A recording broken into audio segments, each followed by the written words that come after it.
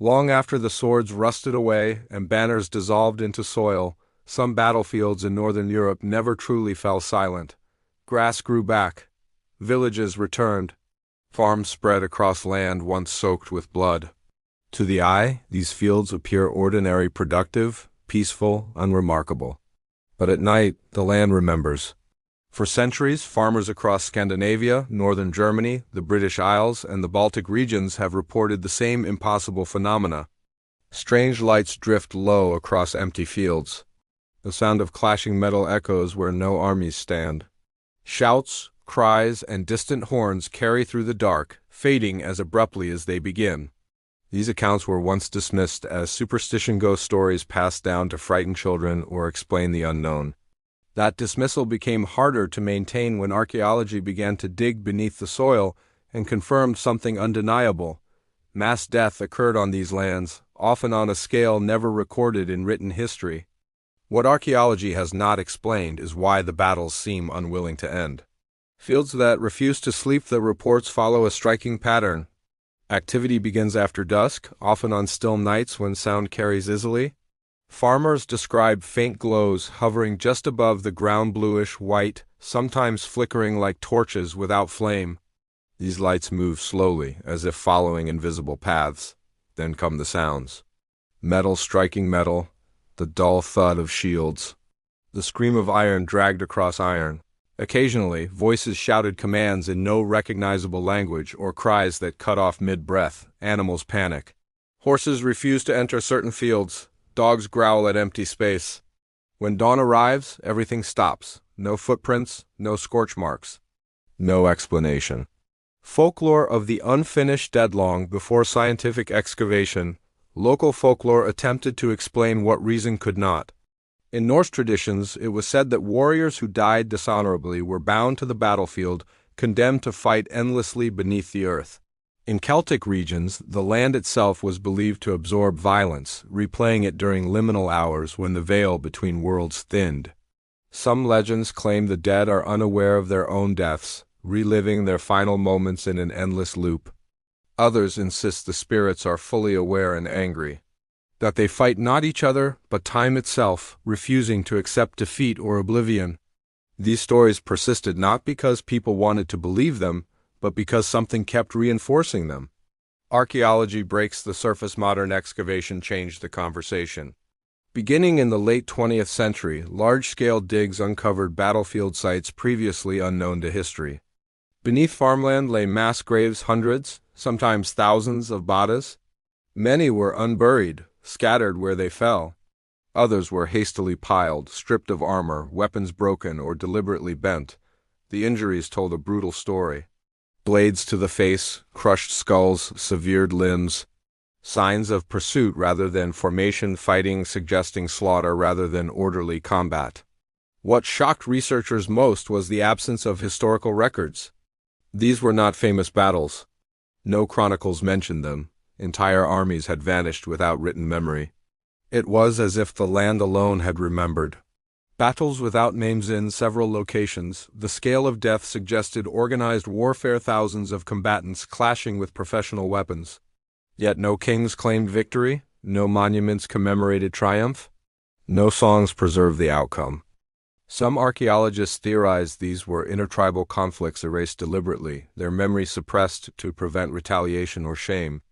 Others believe they were catastrophic defeats that ruling elites chose to forget.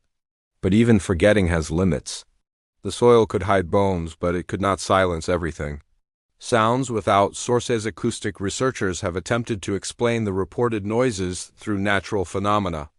Temperature inversions, wind moving through crops, distant traffic echoing across flat land, all plausible explanations. None explain the rhythm. Witnesses consistently describe sounds that follow patterns of combat, engagement, escalation, chaos, retreat. The noises change location within the field as though forces are maneuvering. Some nights, the sounds repeat at nearly the same time, year after year, often near known anniversaries of ancient seasonal cycles tied to warfare. One farmer in northern Denmark reported hearing clashing metal every autumn for decades. When archaeologists excavated his land, they uncovered a previously unknown Iron Age battlefield beneath his crops. The farmer did not celebrate the discovery. He said it only confirmed what the land had already told him. Lights that do not burn. The mysterious lights remain the most difficult phenomenon to explain. Unlike fires, they produce no heat. Unlike bioluminescence, they move deliberately rather than drifting randomly. They often appear in clusters, separating and reforming as though responding to unseen movements.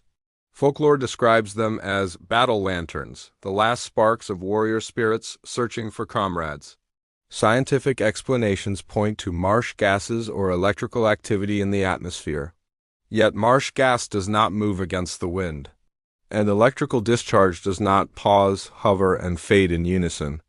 The lights behave as if they belong to something else.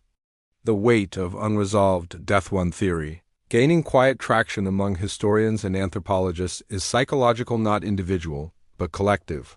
These battlefields represent deaths without closure, no burial rites, no acknowledgement, no memory. In many ancient cultures, proper burial was essential to release the dead. Without it, spirits were believed to linger, restless, and incomplete. Mass death stripped of ritual may have left something unresolved, not spiritually in a literal sense, but culturally. The land absorbed violence without ceremony. The dead were denied identity, and so the event never concluded. When the past pushes back, what unsettles researchers is not the existence of folklore or unexplained reports, but their persistence in specific locations. These are not random hauntings. They are geographically precise. When land use changes, when fields are plowed deeper, when construction disturbs old layers, the activity often increases temporarily. It is as though disturbance reactivates something. Farmers report that after deep plowing or drainage work, the lights grow brighter, the sounds louder, then slowly fade again. This pattern has repeated across multiple sites. Archaeology uncovers the dead, the land reacts. Not peaceful, not malevolent, like traditional ghost stories, the battlefield phenomena show no interest in the living. No one reports being chased, harmed, or addressed. The sounds do not respond to witnesses. The lights do not approach. The activity appears self-contained, uninterested in observers. This is not haunting, it is repetition. A war that never ended. Perhaps the most disturbing interpretation is the simplest one. These are not ghosts in the traditional sense. They are echoes not of sound, but of event. Trauma imprinted so deeply that it resurfaces under the right conditions. Modern science acknowledges that extreme events can leave long-lasting imprints on environments. But it has no language for fields that replay violent centuries later. And yet the reports continue. The silence of day by morning, the fields return to normal. Birds sing, crops sway. The land feeds families who may never realize what lies beneath their feet, but those who know avoid these places after dark. Not because they fear attack, but because listening feels like trespassing. The battles of Northern Europe ended long ago. The armies fell, the leaders vanished, the reasons were forgotten. But the land still hears the clash of metal, and on certain nights so do those who live upon it.